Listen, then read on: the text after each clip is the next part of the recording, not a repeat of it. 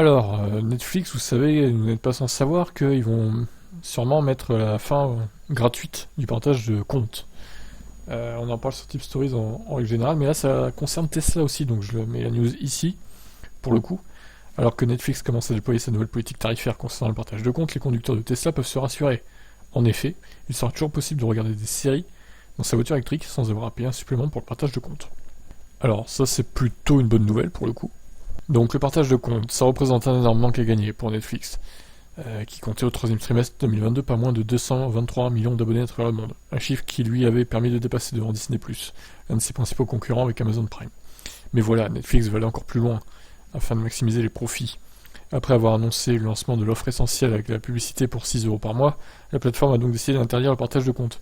Une mesure qui a finalement créé un tollé auprès des utilisateurs, qui avait finalement été annulé avant de revenir quelques jours plus tard.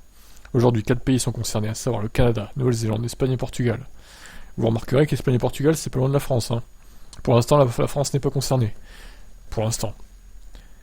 Ainsi, seules les personnes d'un même foyer peuvent partager leur compte, sauf en ajoutant entre 4 et 6 € par mois. Chaque appareil connecté devra se connecter à Netflix au moins une fois tous les 31 jours en utilisant le réseau Wi-Fi lié au compte titulaire. Mais qu'en est-il des propriétaires de Tesla qui utilisent leurs services dans la voiture ? Tous ne peuvent pas en effet se connecter au Wi-Fi de leur maison, surtout ceux qui vivent en appart et doivent garer leur voiture dans la rue. Si les porte-parole de Netflix expliquaient jusqu'alors que les conducteurs de Tesla devraient alors payer un supplément, les choses ont évolué. Le site d'Arrêt Tesla Canada a réussi à obtenir des informations, qui vient de nouer un partenariat avec General Motors, Netflix donc, pour inclure plus de voitures électriques dans ses productions. Si les détails ne sont pas encore connus, un porte-parole du constructeur a expliqué que la politique interdisant le partage de comptes ne s'appliquerait pas à Tesla. Concrètement, il ne sera pas nécessaire de se connecter une fois par mois au Wi-Fi de son domicile pour pouvoir profiter du service. Il sera donc possible toujours de regarder ses séries favorites depuis son véhicule sans avoir besoin de payer pour un compte supplémentaire.